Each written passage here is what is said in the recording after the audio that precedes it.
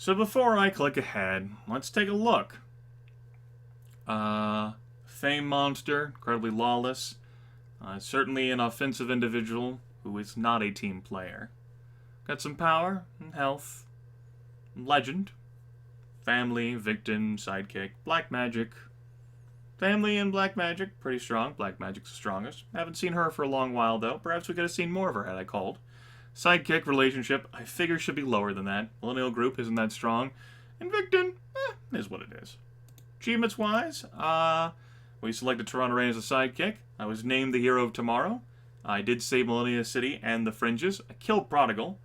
I printed an article on Jury, as well as printed an article on Fistful. And I am using incredible discipline there to not read ahead. Bottom. Look at me focusing on the top of the monitor. Now let's move on to next chapter.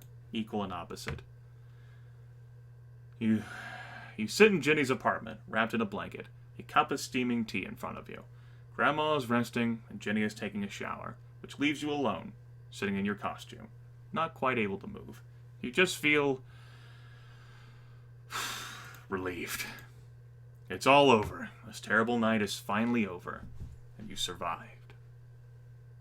What happened tonight was surreal. Your life has been ripped to shreds. Prodigal tried to take everything from you. Your sidekick, your secret identity, your reputation, your privacy, your accomplishments, your career, your chance at a legendary reveal, the things Prodigal made you do, the choices she forced you to make. You never once imagined that being a hero would be this hard. Wait, where are we? Are we at Jenny's place? Because if we're at our place, the place that got attacked by a bunch of fucking pool killers, I got a problem with that. I fucking already forgot. I guess I'm fatigued now by the story. You never once imagined that being a hero would be this hard. My character has not imagined a lot of things. Was it always meant to be this way? Was Prodigal right? Are you two always destined to ruin each other the way your parents did?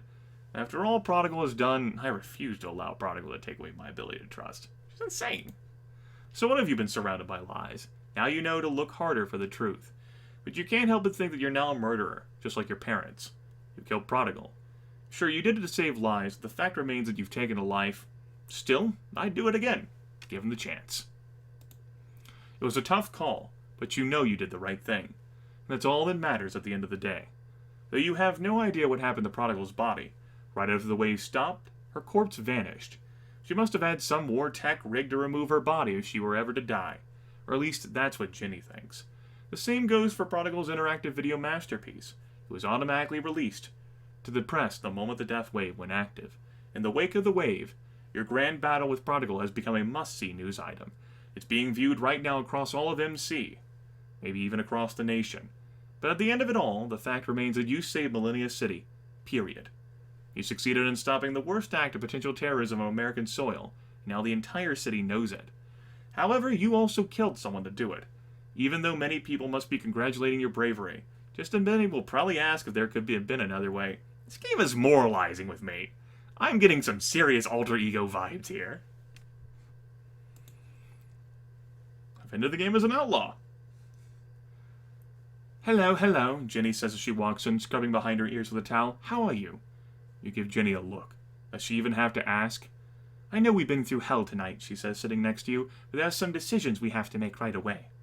Whatever it is, it can wait until the morning, you say, barely even recognizing your own voice. It sounds tinny, bouncing between your ears. No, actually, it can't.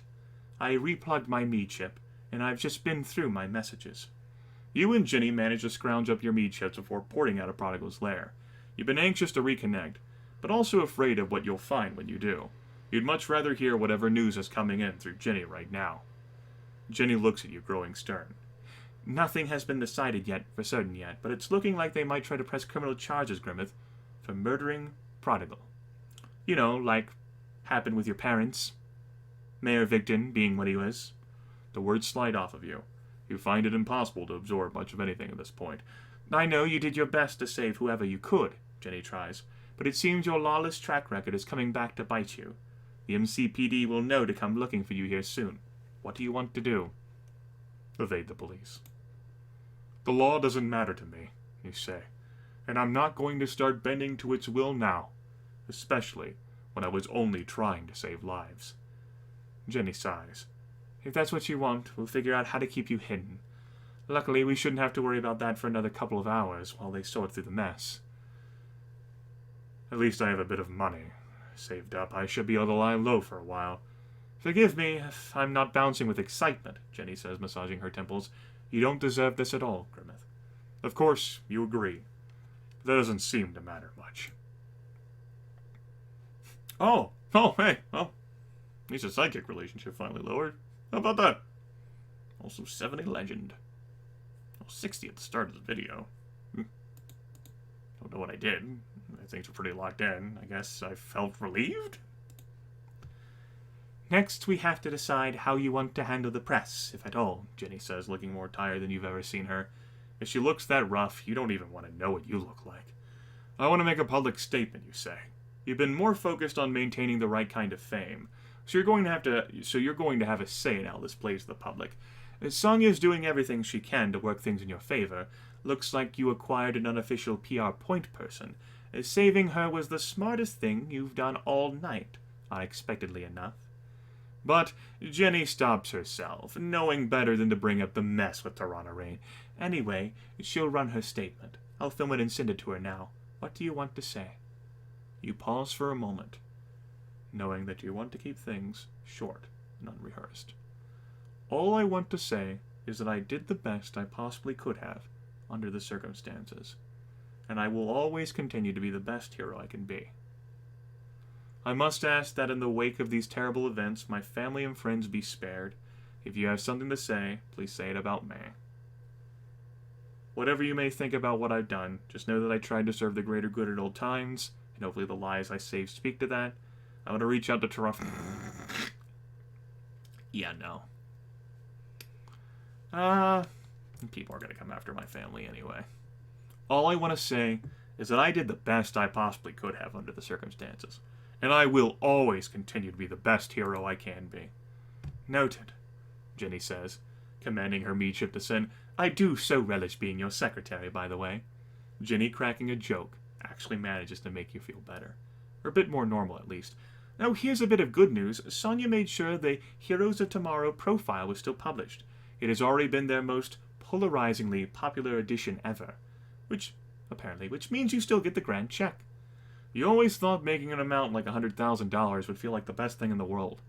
But somehow, after everything that happened tonight, it only feels like a small consolation prize. Tarana Rain is back with her parents safely, Jenny says, moving on. It's been quite a night for her, but after Prodigy kidnapped us and left her behind, she went straight home. Jenny pinches her elbow once again, and you brace herself.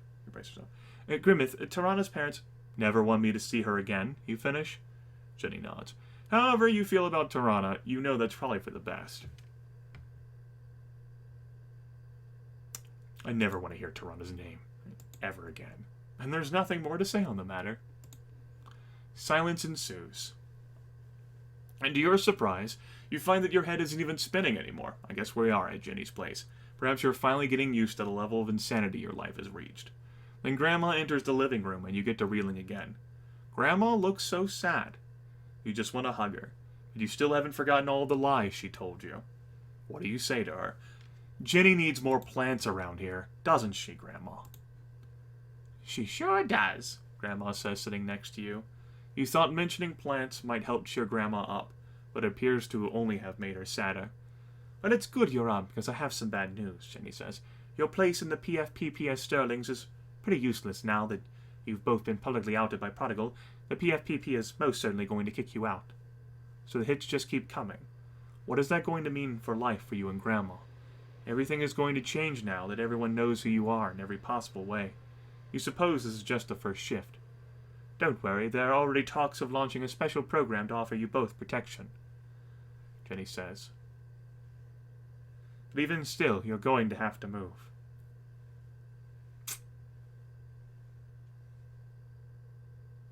I don't think the money is going to help. We'll have to find something in the fringes. That's our home.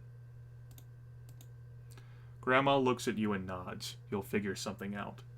You always have before. Another silence ensues, and you know exactly what is on everyone's mind. When are you going to mention Ginny and Grandma's big Infini-class powered lie? And are you going to talk to Grandma about the letters she forged? Is there anything else you two have been keeping from me? Listen to me, Grimith, Grandma says, taking your hand. I want to clear the air about a few things. Anything I have ever done, I did because I thought it was what was best for you. It may have been wrong to write to your parents on your behalf, but I knew someday you'd regret having stopped. I know you feel that your parents abandoned you, but they had no choice. But you abandoning them, that was your choice. And there's a difference, Grimith. A big difference. Grandma's words sink in, and as much as you don't want to hear them, you know she's right. That being said, if tonight has proven anything, it's that you're all grown up. You're not a child anymore, and I need to realize that. So I won't write another letter. I promise. The choice is up to you now. Thank you, Grandma. You know, some of the choices do seem like they matter a great deal. Enough that we end up getting locked into options because of the path we selected. And yet other choices seem wholly valueless. I guess it creates some sort of intrigue and mystery to have me evaluate all of the choices as if I were regarding them earnestly in a playthrough. I wonder, like, why the fuck even give me a choice if I'm just going to be shuttled along the narrative anyway? Like this option here. This seemed like it was going to pop up no matter what. Whatever. And my powers? You look from Grandma to Ginny and they both sigh. This new level of power you have, no one has ever seen anything like it before, Grandma starts. The experts always said it might be possible in powered legacy children. But we weren't sure. At least not until your powers started flaring around technology, Jenny says, cutting in. We know the origin of all powers is rooted in technological evolution, which is why your new powers behave strangely when mingling with technology. They say that's the first sign of Infini-class power, an odd interface with tech. At least that's the working theory for now. All we did know... God damn it, I can't fucking... Fuck it. All we did know was that kind of power can change a person, Grandma finishes. We just wanted to protect you. To wait until we were sure. We were sure you were mature enough. Alright, the game is fucking up in its wording too. Mature enough handle the responsibility. After all, look what the power did to Prodigal. I'll learn how to use these powers responsibly. You should have always known that. Grandma and Ginny stay silent. What you know means they think you're right. But you're not quite finished. Listen, what's done is done. I think we need to start over with a clean slate, right here and now. No matter what, there can't be any more secrets. We all need to trust each other. There's too much at stake now. We have to be honest with each other. About everything. All right? Grandma and Ginny both nod, seemingly impressed with your speech. All you can do is hope that they'll continue to take you this seriously. Oh, and Grandma, you say, you're definitely getting a meat chip installed. You don't have a choice in the matter. Grandma opens her mouth to protest, but catches herself and nods once again. Oh, I get to revoke choices from people now. Awesome. I'm very proud of you, Grimith, Grandma says. You're a hero. Don't let anyone ever tell you differently. Jenny looks at you, reaffirming Grandma's thoughts. All you can think is, what would you do without these two? For a moment, sitting here with Ginny and Grandma, you start to feel right again. Alright, and I have repaired my relationship with my family. Cool. It's not perfect. There's some rough edges. The lies. The omissions. I got tons of bank. Well, hopefully I'll be able to find something to do with the bank. Alright, folks. Next time, we conclude Heroes Rise, The Prodigy. It's been a pleasure.